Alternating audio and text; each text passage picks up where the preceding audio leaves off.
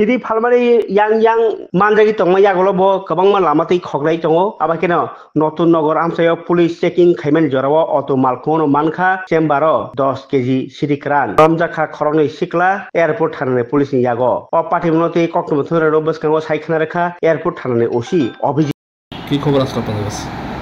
কালকে সন্ধ্যার সময় আমাদের যে প্রত্যেক দিনের মতো বিকেল চেকিং চলে, সেখানে পিআইপি রোডে বিকেল চেকিং চলছিল। বিকেল চেকিং চলার সময় আমাদের যে অফিসার এবং স্টাফ ছিল তারা একটা গাড়িকে সিগন্যাল দিয়েছিল যে থামানোর জন্য।